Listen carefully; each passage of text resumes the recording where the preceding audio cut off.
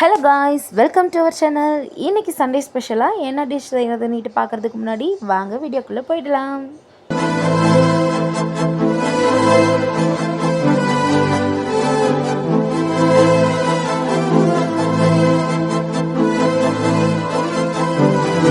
இன்றைக்கி நம்ம வீட்டு ஸ்பெஷலில் நம்ம செய்ய போகிற டிஷ்ஷு கௌதாரி கிரேவி தான். வாங்க எப்படி செய்கிறதுன்னு பார்க்கலாம். பொதுவாக நான்வெஜ் செய்கிறதுக்காகவே மண் சட்டியில் செஞ்சால் நல்லாயிருக்கும்னு சொல்லுவாங்க. என் ஹஸ்பண்ட் கிட்ட ஃபோர்ஸ் பண்ணி இந்த கருப்பு மண் சட்டி வாங்கிட்டேன். அதில் நம்ம இன்றைக்கி செய்ய போகிற ஃபஸ்ட்டு டிஷ்ஷுன்னு பார்த்தீங்கன்னா கௌதாரி கிரேவி தான். மண் சட்டி நல்லாவே சூடாகி வந்துருச்சு. இந்த நேரத்தில் தேவையான அளவுக்கு எண்ணெய் ஊற்றிக்கலாம். எண்ணெய் நல்லாவே காஞ்சி வரட்டும். எண்ணெய் நல்லா காஞ்சி வந்ததும் இது கூட கொஞ்சமாக கடுகு உளுத்தம் பருப்பு போட்டுக்கலாம். கூடவே ஒரு 2 பட்டை பீசஸ், அப்புறம் கொஞ்சமாக சோம்பு. இது நல்லாவே பொரிஞ்சு வரட்டும். பாருங்கள், நம்ம போட்ட ஸ்பைசஸ் எல்லாமே நல்லா பொரிஞ்சு வர ஆரம்பிச்சிருச்சு. இந்த டைமில் நறுக்கின வெங்காயத்தை போட்டுக்கலாம். 1 by 1 நறுக்கின வெங்காயம் எல்லாத்தையுமே சேர்த்துக்கலாம்.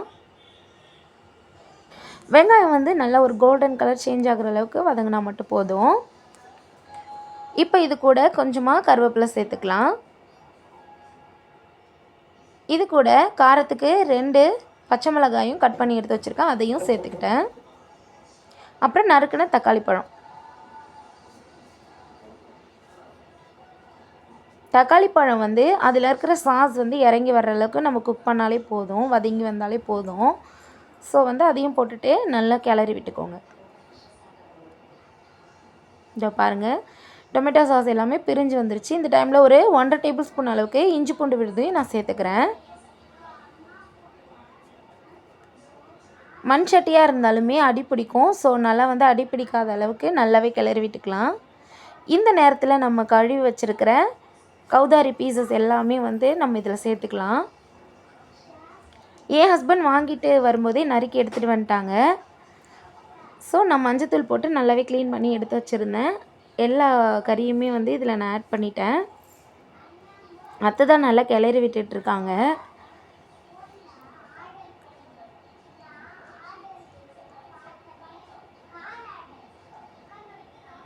நல்லா கிளறி விட்டுக்கலாம்.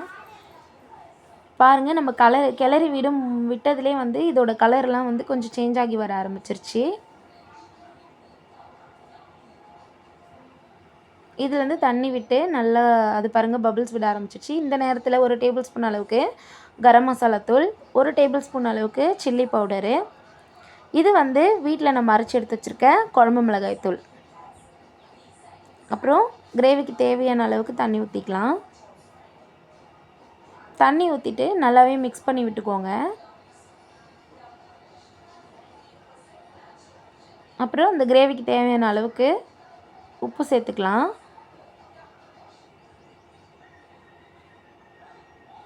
இது கூட இது என்ன பேஸ்ட்டுன்னு பார்த்தீங்கன்னா, சின்ன வெங்காயம் நான் ஆல்ரெடி கட் பண்ணி எடுத்து வச்சுருந்தேன். அந்த சின்ன வெங்காயம், ஜீரகம், மிளகு, கொஞ்சமாக மல்லி, இதெல்லாம் சேர்த்து நல்லா ஃபைன் பேஸ்ட்டாக அரைச்சி எடுத்து வச்சுருந்தேன்.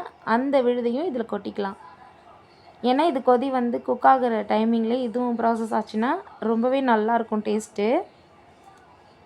மசாலா ஊற்றிட்டு நல்லாவே கிளறி விட்டுக்கலாம்.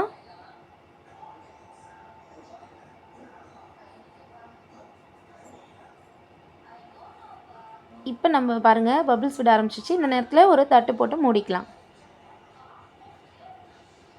20 minutes later. ஒரு 20 நிமிஷம் கழித்து பாருங்கள், குழம்பு நல்லாவே ரெடி ஆகிடுச்சு. பாருங்கள், நல்ல வாசம் வர ஆரம்பிச்சிருச்சு. குழம்பும் ரொம்ப நல்லாவே ரெடியாகி வந்துருச்சு. இதில் போட்ட கறி பீசஸ் எல்லாமே நல்லா குக் ஆகி வந்திருக்கு பாருங்கள்.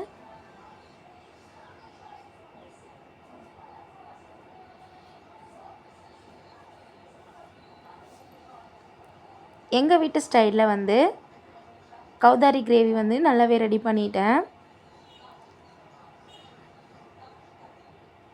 இப்போ நம்ம இறக்கி பரிமாறலாம். அதுக்கு முன்னாடி கொஞ்சமாக புதினா கொத்தமல்லி தூவி இறக்கிடலாம். பரிமாறுறதுக்கு முன்னாடி கொஞ்சமாக பெப்பர் பொடி சேர்த்துக்கோங்க, ரொம்பவே நல்லாயிருக்கும். இன்றைக்கி சண்டே ஸ்பெஷல் சூப்பராக ரெடி ஆகிடுச்சு. நீங்களும் கௌதாரி செய்கிறீங்கன்னா இந்த மெத்தடில் செஞ்சு ட்ரை பண்ணி பாருங்கள். கண்டிப்பாக உங்களுக்கு பிடிக்கும். என்னோட இந்த வீடியோ பிடிச்சிருந்தீங்கன்னா மறக்காமல் என் சேனலை சப்ஸ்கிரைப் பண்ணுங்கள். கண்டிப்பாக லைக் பண்ணி ஷேர் பண்ணி கமெண்ட் பண்ணுங்கள். பாய்.